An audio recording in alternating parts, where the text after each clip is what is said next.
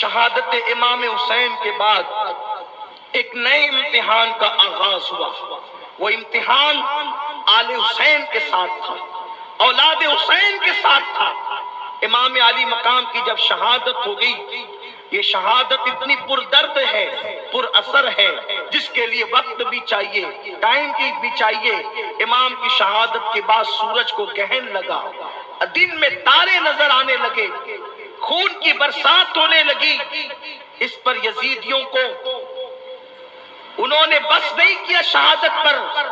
بلکہ انہوں نے گھوڑے امام علی مقام کے لاش پر دوڑائے، شہداء کی لاشوں پر گھوڑوں کی ٹاپوں سے شہداء کے لاشوں کو انہوں نے کچلا، حتیٰ کہ ننھا سا معصوم بچہ علی اصغر جو 6 مہینے کا شہزادہ تھا، اس کی لاش پر بھی لوگوں نے گھوڑے دوڑا دیے۔ امام علی مقام کے بچوں کے ساتھ یہ سلوک کیا گیا۔ اسی پر بس نہیں کیا گیا، بلکہ اللہ اکبر، بیویاں تھی وہ تو حیران پریشان تھی۔ کل رات جن کے خیمے نوجوان بیٹوں سے، بھتیجوں سے، بھائیوں سے بھرے بھرے نظر آتے تھے، آج کیسی شام غریبہ آ گئی، آج 10 محرم کی کیسی شام آئی کہ ان کے سارے خیمے خالی ہو گئے، اور ان خالی خیموں کو یزیدیوں نے آگ لگا دی۔ جب آگ لگی، وہ بیویاں آگ کے ڈر سے جب خیموں سے باہر نکلی تو ان بیویوں کے دوپٹے انہوں نے چھیننا شروع کیے، حتیٰ کہ امام حسین کی 7 سال کی بچی تھی، اس 7 سال کی بچی کا نام سیدہ سکینہ تھا۔ شہزادی سکینہ کے کان سے انہوں نے بالیاں کھینچی، اور ایسی بالیاں کھینچی کہ اللہ اکبر، سکینہ کے کان کٹ گئے۔ جب سکینہ نے کہا بدبختوں، تمہیں نہیں پتا ہم نبی کی اہل بیت ہیں، اور ہمارا دل دکھانے سے نبی ناراض ہوتے ہیں، نبی کا دل دکھتا ہے، قیامت میں کیا جواب دو گی اللہ کو؟ اس بچی نے جب احتجاج کیا اور ان کو نصیحت کی کہ تم نے ایسی بالیاں کھینچی کہ میرے کان کٹ گئے، تو ان ظالموں نے معافی مانگنے کی بجائے سکینہ کے چہرے پہ تماچے مارنے شروع کیے، اس بچی کے گالوں پہ تماچے مارے۔ سیدہ زینب کی چادر کھینچی، سیدہ ام کلثوم کی چادر کھینچی،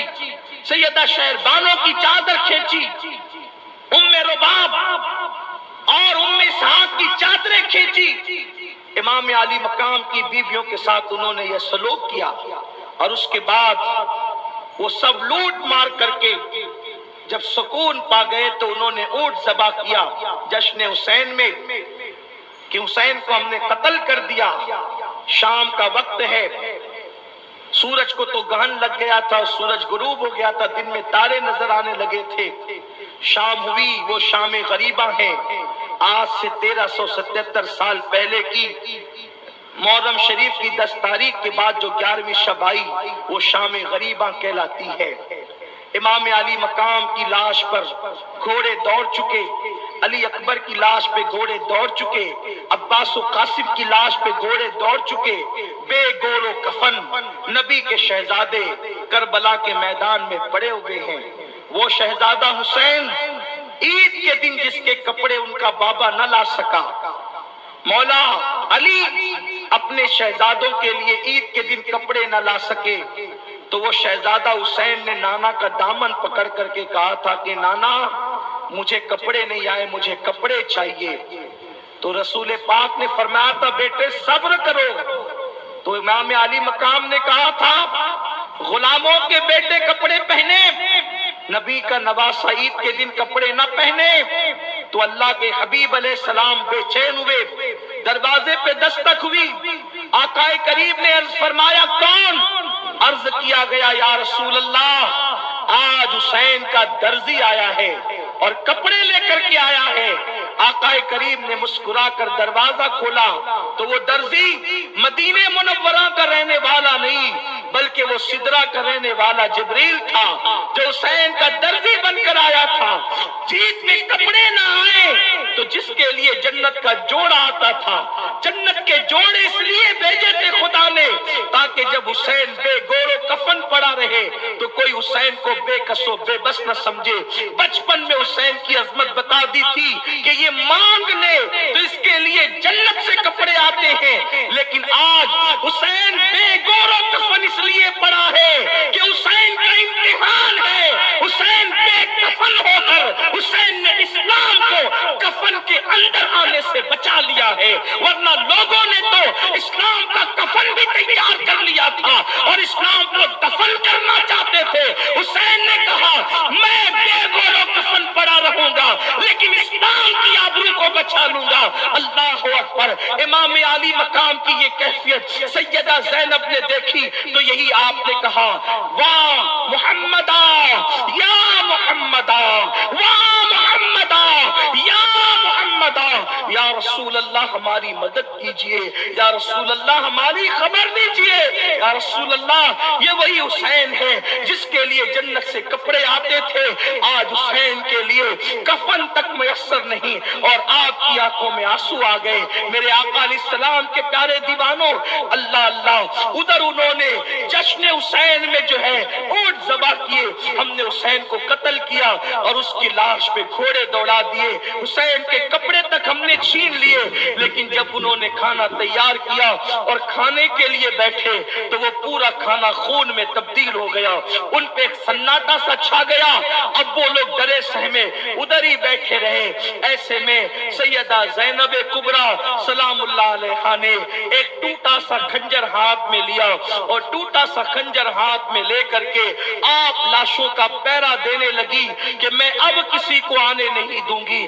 اب ظلم کی انتہا ہو گئی ہے، اب صبر کی انتہا ہو گئی ہے، کوئی آئے گا تو اب زینب اسے اپنے ہاتھوں سے قتل کرے گی، فاتح خیبر کی بیٹی اب فاتح خیبر کا کردار ادا کرے گی، لیکن زینب کے ان نازک ہاتھوں میں خنجر بھی صحیح نہ تھا بلکہ ٹوٹا سا خنجر کربلا کی ریت میں کسی کا ملا تھا، وہ اٹھا کر کے لاشوں کا پیرا دینے لگی، لاشوں کا پیرا دیتے دیتے آپ نے سنا کہ لاشوں کے درمیان سے کسی کے رونے کی آواز آ رہی ہے، چونکہ وہ سارے لاشیں خیمے سے اٹھا کر لے گئے تھے اور کربلا کے میدان میں لے جا کر رکھ دیا تھا اور گھوڑوں سے کچل دیا تھا، لاشیں اندھیرے میں پہچان میں نہیں آتی تھی کہ کس کی لاش کون سی ہے، لیکن لاشوں کے درمیان سے کسی کے رونے کی آواز آتی تھی۔ وہ کربلا ایک جنگل تھا، ان دنوں آج سے 1377 سال پہلے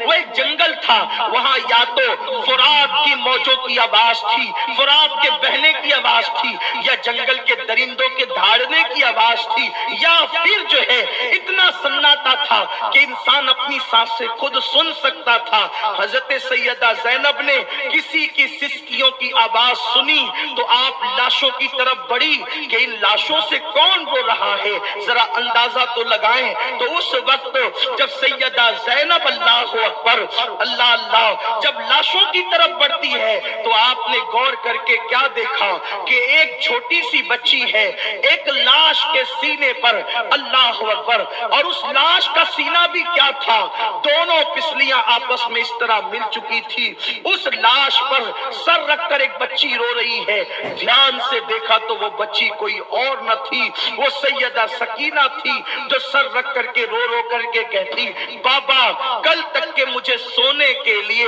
آپ کا سینہ ملا کرتا تھا، لیکن آج تو آپ کی سکینہ کے لیے بستر بھی موجود نہیں۔ نبی کی بیٹیاں جن کے دوپٹوں کو کبھی چاند و سورج نے نہ دیکھا، آج وہ کھلے آسمان کے نیچے دوپٹے چھین کر کے ڈال دی گئی ہے، ان کا کوئی پرسان حال نہیں۔ میرے بابا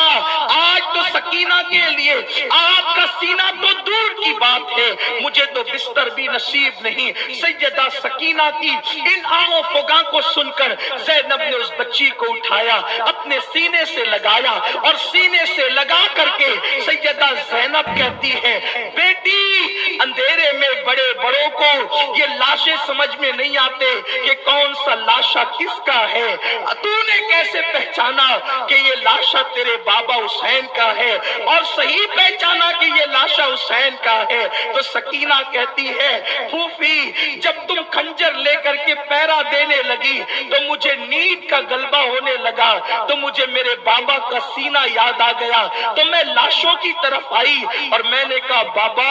تم کہاں ہو تاکہ میں تمہارے سینے پہ سر رکھ کے سو جاؤں؟ تو پھوپھی اسی لاشے سے آواز آئی تھی، سکینہ تیرا بابا حسین یہاں ہے، تو میں یہاں پر چلی آئی۔ اللہ اکبر، سکینہ کو اٹھا کر کے لایا، سکینہ روتے روتے بے ہوش ہو گئی اور سیدہ زینب اسی طرح کا پیرا دینے لگی۔